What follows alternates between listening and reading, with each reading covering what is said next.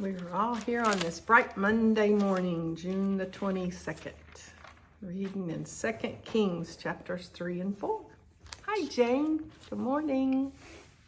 Hi, Carrie from Colorado, my sister, and then Angel from over the Muskogee area. I don't exactly know. Fort Gibson, I think. Are you still at Fort Gibson, Angel? Good to see you guys. Hi, Kathy. Hi, Jana. Good morning, good morning. There's my other sister, Melissa, from Kansas. And there's Joy. Joy's from Tennessee. Hi, Joy. Mom and I met Joy on one of our very, very first business trips. She was a manager at one of the Hiltons, or I think Hilton, that we were staying at, and blessed our socks off with good service. And we ended up, I think, having coffee together, talking about the Lord. And now here we are all these years later. That would have been, my goodness, Joy, I think that was 8 years ago. Isn't that something? Angel and I worked together in the post office. That would have been, golly, 20 years ago. 19 years ago. Oh, I'm dating myself. We better get busy. Okay, June the 22nd. 2 Kings chapter 3 and 4. Oh, we're reading about all the kings. That's what the Kings is about. And I noticed as we were reading, I mean, you know, the Kings, both the book of Kings, 1st and 2nd Kings, Chronicles, does exactly that. It chronicles what all happened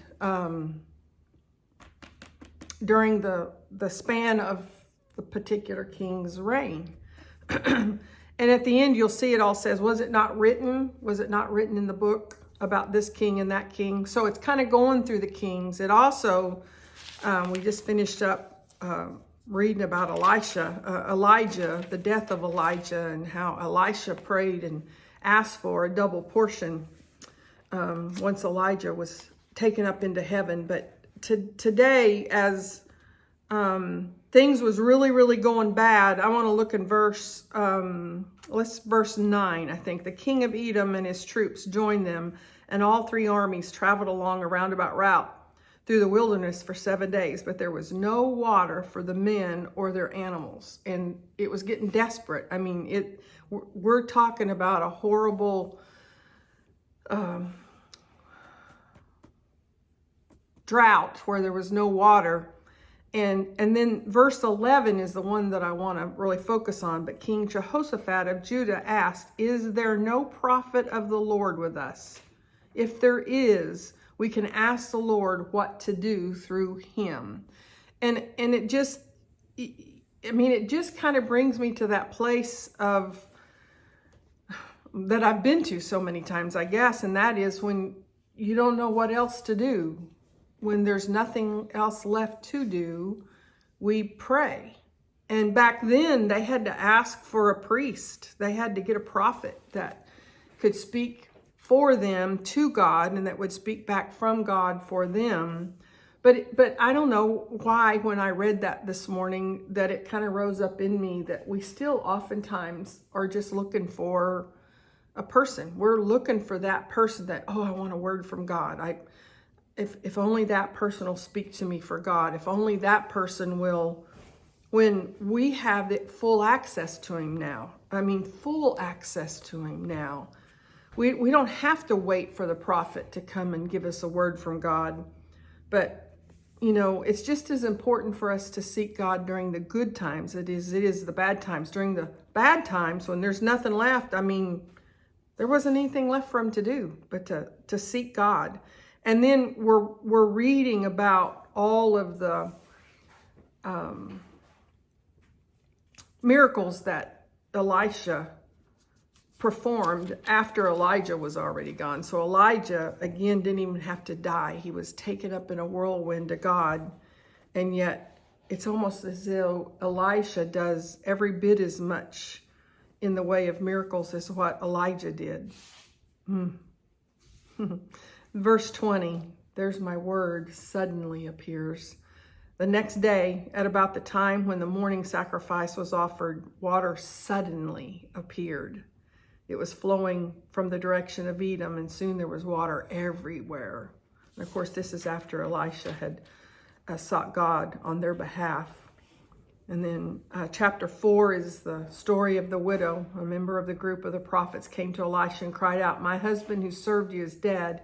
And you know how he feared the Lord, but now a creditor has come threatening to take my 2 sons as slaves." And so this is about Elisha helping them. "Nothing at all except a flask of olive oil is what I have left," she said. And Elisha said, "Borrow as many empty jars as you can from your friends and neighbors and go into your house with your son and shut the door behind you. Pour olive oil from your flask into the jars, setting each one aside when it's filled." There's so much wrapped up in this. There's so much right here. Once again, we've talked many times about how the enemy wants to isolate you, and he wants to lie to you, and he wants to tell you there's no hope, that nothing will ever change, that it's as bad as it's ever going to be. Her sons, if you stop and think about it as a parent, to think about creditors coming in and grabbing your sons in front of you and taking them off, and they're going to be slaves, the most horrible of conditions. What a terrible thought. It wasn't that long ago was reading about the widow that God ordained to feed Elijah, and all she had left was a little bit of oil. And she was getting ready to make her last meal for her and her son, and they were going to go inside and die. Once again, isolated. But you see what Elisha had her do. Borrow as many empty jars as you can from your friends. Empty jars. So it's just like he was just saying to her, what do you have in your hands? What do you have? Well, I've got just a little bit of oil. But then he didn't have her go inside and stay isolated. He had her go inside and then to borrow from her friends, to let her friends help her. We got to let our friends help us. We cannot stay at home isolated and think that we're going to be able, in the middle of our worst storm, to be able to properly hear from God. Now, it's possible. With man, this is impossible, but with God, all things are possible. But here we are. Why we read? Why do I read this every single day? And why do I ask God, Lord, these are great historical stories. These are fun to read. We're getting to hear how he made water appear. We're getting to see how he made olive oil just appear out of nowhere just simply because she was filling the jars with a little bit of olive oil that she had. Those are fun things to read. But I want to know God's heart, and I want to know how it applies to me today, right now, June the 22nd of 2020. How does this apply to me today? It applies to me today because when I start getting down and out just a little bit, or life isn't going the way I want it to go, I want to isolate. We talked about this after we turned the video the other day about how I isolated at my worst time in my life. And we see this over and over and over in the stories of the Bible. She'd given up. They were going to come and they were going to take her kids. They were going to take them and put them into slavery. And it's like God said to her through Elijah, what do you have? What is it you have? Do you know he'll take what you have and he'll multiply it?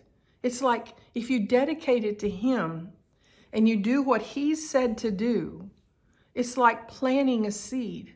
And once you plant the seed, the first time she poured some oil from one jar to another, there was nothing miraculous about that. But then she poured to another and she still had enough. And then another, the seed, the time, and the harvest that it takes. You plant a seed and you can't even see the seed anymore. So, you've got financial problems, then you need to be giving. You need to be giving. It's the opposite of what the world would say. The world would say, oh, hoard it all. You better keep everything you've got. Don't you touch your savings. You wouldn't dare give away your IRA. You wouldn't dare dip into your retirement money. No. That's not what God's saying. That seed, time, and harvest. When we plant a seed, it's buried, and you can't even see. When you give away your time, You don't see an immediate return on that. When you give financially, I don't know who it is. Maybe it's a widow woman that her kids are just about to be sold into slavery. You got financial problems. The first thing you should be doing is giving. You've got emotional problems. The first thing you ought to be doing is sowing. You ought to be serving. That's how we sow. We serve. When we've got emotional problems that's bothering us terribly, we need to get up and we need to find somebody that needs our help. That can look like a lot of different things. It may be today on June the 22nd of 2020, going down to your local nursing home and just call in advance and saying, I'm going to come and I'm going to step outside and I'm going to look through a window and I'm going to wave at somebody that hasn't had anybody come to see them, because not all the nursing homes are open right now. So we would use that as an excuse. Oh, well, I can't go do that. Oh, I can't go. Yeah, you can. Yeah, you can. What about a food bank? What about your local senior citizens center? There's all kinds of ways that you can go and you can serve. But we plant the seeds every single time we sacrifice. When we simply bow our heads and we say a prayer and we say, Lord, help this person, we planted a seed. And we may not see the immediate results of that because a seed gets planted and is covered up. And then we give it time, and it's our faith that waters it. It's our faith that waters it. Acts chapter 14, 8 through 28. Paul and Barnabas came upon a man with crippled feet. He had been that way from birth, so he had never walked. And he was sitting and he was listening as Paul preached. And looking straight at him. Now, what did I just say? I just got through talking about by faith is how we water the seeds. By faith. What is faith? Faith is the evidence of things hoped for, the substance of things not seen. We live by faith, not by sight. We live by the hope that we know what the promises of God are. We know what the promises of God are for our finances. We know what the promises of God are for our personal health.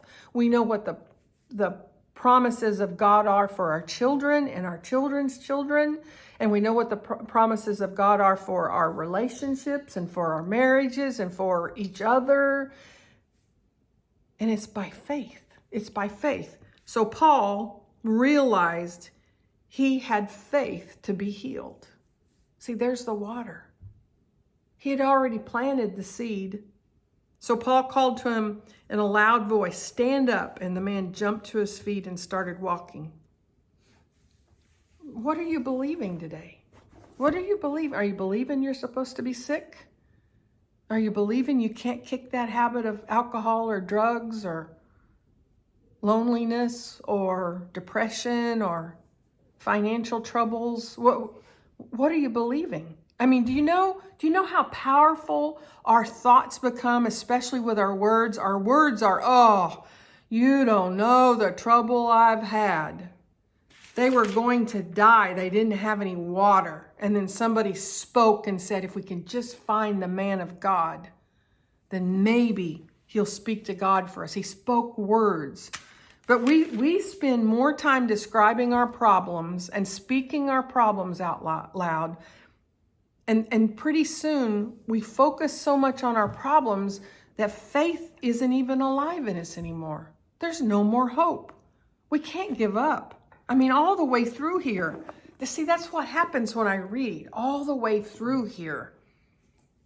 It's story after story after story. I mean, this man had been crippled from birth. This man had been crippled from birth. What makes us think he ever believed he could walk?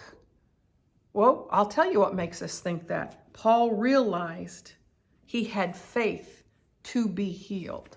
What is it that you need to have healed today? Is it your finances? Sow a seed. Is it your relationships? Sow a seed. And stop and check yourself. What are you speaking about it? What seeds are you planting about the problems in your life. You know, at our ladies event, I talked about how God had showed me that we will describe in great detail our problems. I mean, let me wake up with a headache and a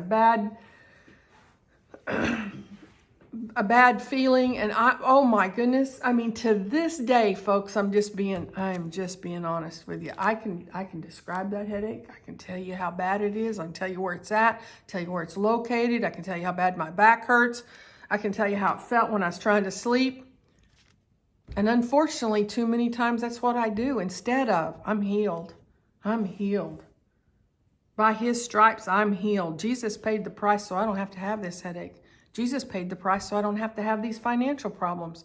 Jesus paid the price so that I can have peace in the midst of the worst storm. And yet all I'll talk about is what I'm worried about. I live by faith, not by sight. I have faith. There was years that I spoke to myself, not out loud, that my husband would rise and become the spiritual head of our family. The one time I mentioned it to him, he told me not to ever say that again. So I couldn't say it to him, but I never stopped speaking it. There was a time when he told me, I'll never pray out loud. Don't you ever ask me in a group to pray. My husband leads the prayer all the time now. But I had to speak it. And I had to believe. This man had the faith to believe. He was crippled since birth. Yet he had the faith that he would be healed. I could go on and on and on. Whatever your situation is, you can give in to the doom and gloom, or you can have faith that this is not what God wants for the situation you find yourself. This is not what God wants for the job that he placed me in. I mean, how do you know that what God didn't place you in that job to be the light that is the change? I mean, we think that everything just ought to be comfortable and cater to our every whim. And then things get tough and we just, that can't be God. I mean, we prayed and prayed and prayed for a job, and then we got a job, and we thanked God that we got a job. It had to be God. I got that job. It had to be from him. And then 2 years later, you can't believe that this is from God because you hate it. Your boss is mean, or they're not fair, or they do this, and so we start. You understand what I'm saying? I mean, the power of our words reflects what's in our heart. And the only way to change what's in our heart is through prayer, listening, and reading, and giving and serving. It's a 5-step process, folks. 5-step process. And if you're missing out on any of those 5 steps, if you're not praying, start today. If you're not listening, do better today to still yourself to listen to his voice. If you're not reading, start today. We do a little 15-minute Bible reading. I read 3 days in a row this morning because I was behind. I'm just telling you, I was behind. I read all 3 of them this morning. And then serve. Where can you serve? Rock the babies at your church. Find somebody that needs a meal. Look up in your local obituaries and take somebody some cookies that just lost a family member. Ask God. I mean, where do we serve? We serve where God sends us.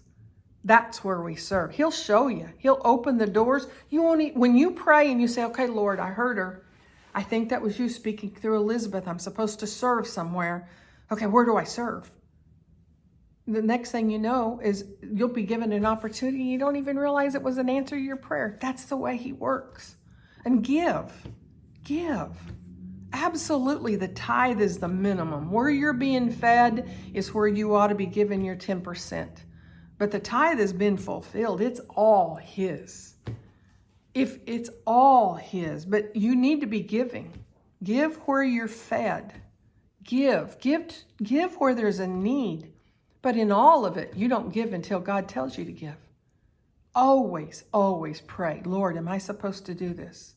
And then you let your peace, it's the peace that surpasses understanding, guide you.